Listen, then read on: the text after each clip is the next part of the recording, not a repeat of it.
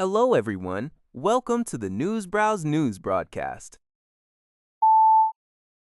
According to a report by Thai Sounds, a newly brokered ceasefire in Lebanon faced an immediate threat when Israeli airstrikes bombarded southern Lebanon on Saturday, killing at least 20 people. The attack occurred just hours after the truce, agreed upon by both sides on Friday, was meant to take effect. The resurgence of hostilities has cast a shadow over the recently signed Memorandum of Understanding, MOU, between the United States and Iran, which was intended to pave the way for a broader regional peace. While Hezbollah launched rockets in response to Israeli presence, Israel maintained that it is not a party to the U.S.-Iran agreement and will continue military operations to secure its border. U.S. President Donald Trump defended the MOU on social media, claiming victory in the administration's policy toward Iran. However, with the escalation of conflict on the ground and U.S. officials canceling key diplomatic trips, the future of the peace talks remains highly uncertain. According to a report by Liberty Times, United Nations High Commissioner for Human Rights Volker Turk expressed deep regret over the newly approved European Union migration rules. Passed on June 17th, the controversial law expands detention powers, allowing the 27 EU member states to send rejected asylum seekers and migrants to deportation centers located outside EU territory. Turk emphasized that member states must strictly adhere to international human rights and refugee laws, warning that nations cannot simply outsource their human rights obligations to third countries.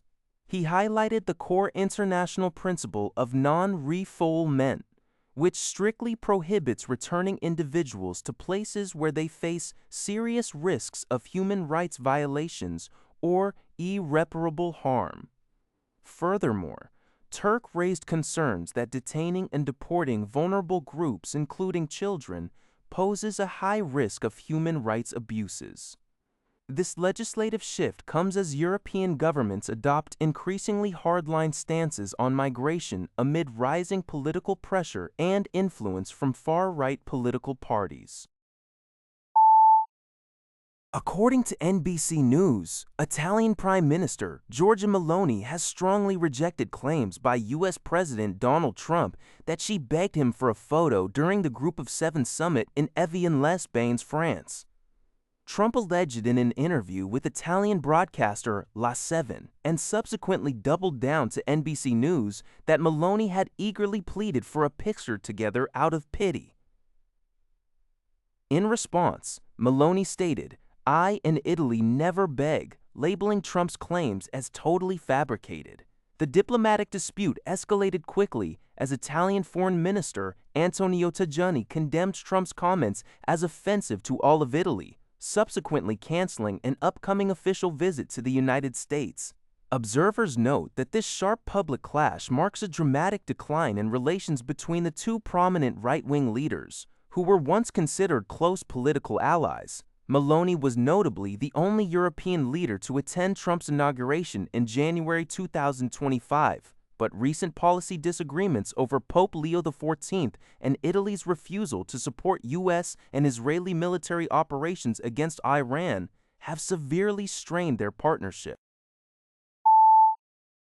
According to Al Jazeera, Eva Maria Michelmann, a German freelance journalist who had been detained in Syria since January, has been released and has safely returned to Germany. Her brother, Antonius Michelmann, confirmed that she arrived from Jordan on Friday and is doing well under the circumstances. Despite having spent an extended period in solitary confinement, Michelmann, who has worked in Syria as a freelance journalist since 2002, was arrested on January 18th during a military operation in the city of Raqqa. The Syrian Ministry of Information stated that she was arrested in a raid on a building belonging to a group linked to the Syrian Democratic Forces, SDF.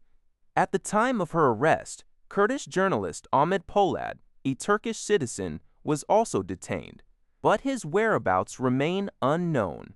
The German embassies in Damascus and Beirut actively provided consular assistance and lobbied the Syrian government for Michelmann's release. Syrian authorities noted that Michelmann initially claimed to be a Spanish national working for a United Nations affiliate, but an inquiry with the UN disproved the claim, eventually revealing her true identity. According to a report by Sing Tao, a Boeing 737 aircraft operated by Spring Japan made a dramatic hard landing at Harbin Taiping International Airport on June 19th. The flight, IJ-2.3, which was flying from Tokyo Narita to Harbin, experienced a severe impact upon landing, causing its tail to scrape the runway. Video footage and photographs from the scene showed visible sparks and heavy smoke rising from the aircraft's tail during the incident. Fortunately, no injuries were reported among the passengers or crew. Following the incident, airport customer service confirmed that the aircraft's subsequent flights were canceled, though other airport operations were not affected. Officials preliminarily attributed the cancellation to a mechanical failure. The Boeing 737 is currently undergoing a comprehensive structural inspection, with a focus on the fuselage, tail area, and landing gear to determine the exact cause of the hard landing. That's all for this video. Thank you for watching. See you in the next video.